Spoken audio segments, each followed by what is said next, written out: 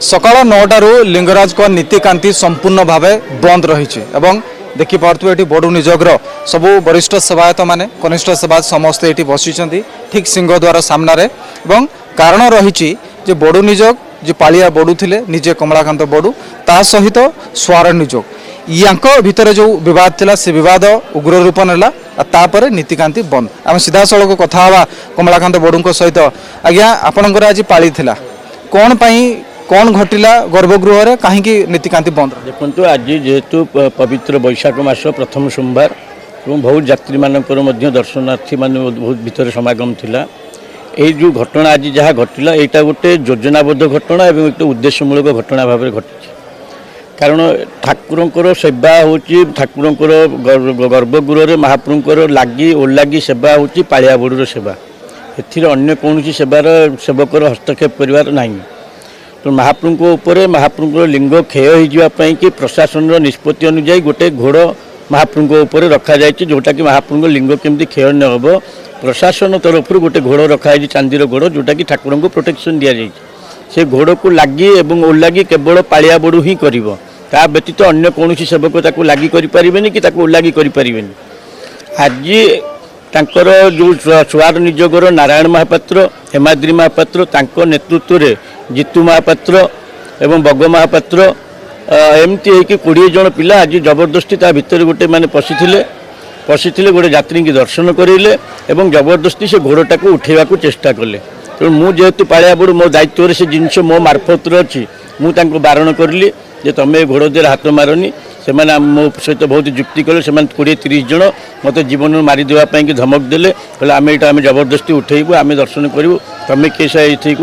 तेणुक यहाँ हूँ गोटे सेवा भितर किए क्या सेवार हस्तक्षेप करवा उचित नुह जमती पूर्व सेवा दिखाई रोष भितर सुआर मैंने जाकि रांधे से आम बड़ू मैंने जाकि 5 हांडी रांधि दौचु कि तेणु मोर है दायित्व हूँ महाप्रभुर बेश श्रृंगार करवा ठाकुर को जल पानी फूल दबा मोर है अधिकार अलंकार वस्त्र सब लगी कर मोर अधिकार तो मो सेवा भितर सी हस्तक्षेप करने केस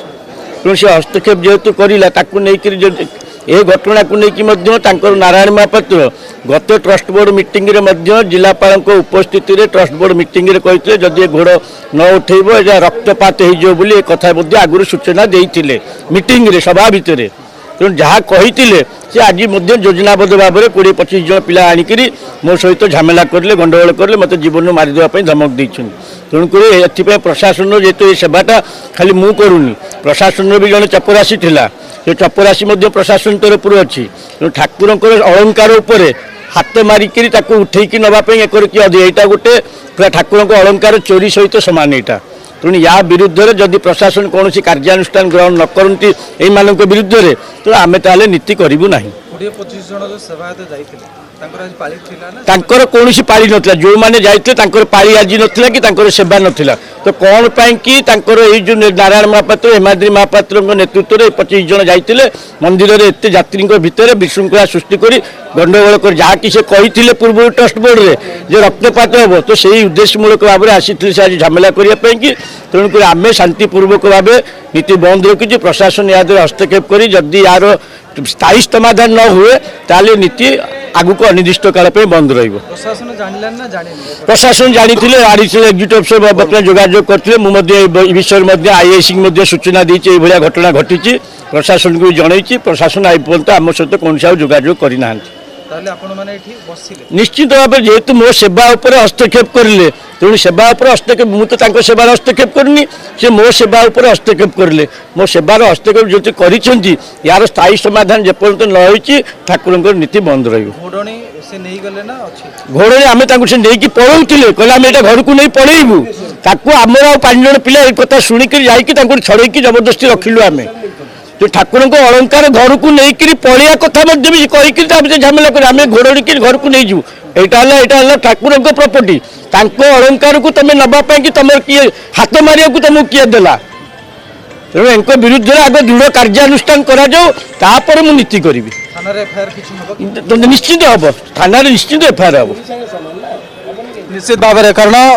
बड़ू निजोगर वरिष्ठ सेवायत साधारण संपादक एवं क्षोभ प्रकाश करुँच जो भाव में पूरा घटना को वर्णना करुले निजर पाली जो घोड़णी ଠାକୁରଙ୍କ ଲିଙ୍ଗ ଉପରେ ରଖାଯାଇଥିଲା ଅବକ୍ଷୟ ନ ହେବା ପାଇଁ ତାକୁ ସେମାନେ ଉଠେଇକି ଦର୍ଶନ କରାଉଥିଲେ ଏବଂ ନେଇଯିବା ପାଇଁ ମଧ୍ୟ ଚେଷ୍ଟା କରିଥିଲେ। ୟାକୁ ନେଇକି ବର୍ତ୍ତମାନ ଲିଙ୍ଗରାଜ ପ୍ରଶାସନ ସହିତ ସେ ଆଲୋଚନା କରିଛନ୍ତି। ଯେ ପର୍ଯ୍ୟନ୍ତ ଏ କଥାର ସମାଧାନ ନ ହେଇଛି ସେ ପର୍ଯ୍ୟନ୍ତ ବର୍ତ୍ତମାନ ଏଇଠି ସମସ୍ତେ ବସିବେ, କାରଣ ସବୁ ସେବାୟତ ଏଇଠି ବସିଛନ୍ତି। ସାର୍ ଆପଣମାନେ ବି ଥିଲେ ସେତେବେଳେ, ପ୍ରତ୍ୟକ୍ଷଦର୍ଶୀ ଥିଲେ। ଆଜ୍ଞା ଏକ୍ଜାକ୍ଟଲି ସେ ଯାହା କଲେ ଏରା ଅକ୍ଷର ଅକ୍ଷରେ ସତ। ମୋର ବି ସେ ପାଳି ଆଜି ମୋର ମୁଁ ତା ସାନ ଭାଇ ସେ ପାଳି ଉପରେ ଠିଆ ଭିତରେ ସେ ତାଙ୍କର ଯେଉଁ ଯାତ୍ରୀପତ୍ର ଆଣିଥିଲେ ଜବରଦସ୍ତି ତାଙ୍କର 10-20 ଆସି ସେ ଘୋଡ଼ଟାକୁ ଜବରଦସ୍ତି ଭିଡ଼ିକି ନେଇ ପଳେଇଲେ। ଆମେ ଯେତେବେଳେ ରୋକିବାକୁ ଗଲୁ ସେ ଏକୁ ମାରିବାକୁ ଗୋଡ଼େଇଲେ। ମୁଁ ତାକୁ ଅଟକେଇଲା ବେଳୁ ସେ ଘୋଡ଼ ସହ ପଡ଼ିକି ନେଇ ପଳେଇଲା। ଆମ ଛୁଆ ତାପରେ ପଶି ଆଇଲେ, ଘୋଡ଼ଟାକୁ ଛଡ଼େଇକି ଆମେ ରଖିଲୁ। ସେଇଠୁ ସେ କହିକି ଗଲେ ଯେ ୟା ପରେ ରକ୍ତପାତ হবে କି ଯାଇକି ଥିଟେନ୍ ଦେଇକି ଯାଇଛନ୍ତି ବାହାରକୁ। ସେଇଠୁ ନୀତି ବନ୍ଦ ଅଛି। ମନ୍ଦିର ଭିତରେ ଏମିତି ଧମକା ଚମକା ପୁରା ଚାଲିଛି, ଥ୍ରେଟନିଂ ଚାଲିଛି। ନିଶ୍ଚିନ୍ତ ରୂପେ ଆଜ୍ଞା ବର୍ତ୍ତମାନ ପାଳିଥିଲା ତାଙ୍କର କମଳାକାନ୍ତ ବଡ଼ୁଙ୍କର ପାଳିଥିଲା ସେ ଲାଗି ଓଲାଗି ସମ୍ପୂର୍ଣ୍ଣ ବଡ଼ୁ ସେବାୟତଙ୍କର ବଗ ମହାପାତ୍ର ପ୍ରଥମେ ଯାଇ ଯେଉଁ ଯାତ୍ରୀ ଦର୍ଶନ ସେଟାକୁ ଟେକିଥିଲା ପାଳିଆ ବଡ଼ୁ ତାକୁ ବିରୋଧ କରିଥିଲେ। ଏଇଟା ତମ କାମ ନୁହଁ, ତମେ କାହିଁ ଯାତ୍ରୀ ଟେକି ଦେଖୁଛ ନା? ନାଇଁ ନାଇଁ ନାଇଁ ଆମେ ଉଠେଇବୁ, ତମେ କ'ଣ ସେବାୟତ ଆମେ କ'ଣ ଅଣସେବାୟତ କି? ଏମିତି କହି ସେଟା ଯେତେବେଳେ ଉଠେଇଲେ ସେଟାକୁ ଆମେ ବିରୋଧ କଲୁ 5 ଜଣ। ସେ ସେଟା ଭିଡ଼ିକି ନେଇଯାଉଥିଲେ, ଆମେ ଛଡ଼େଇକି ରଖିଲୁ ତାଙ୍କୁ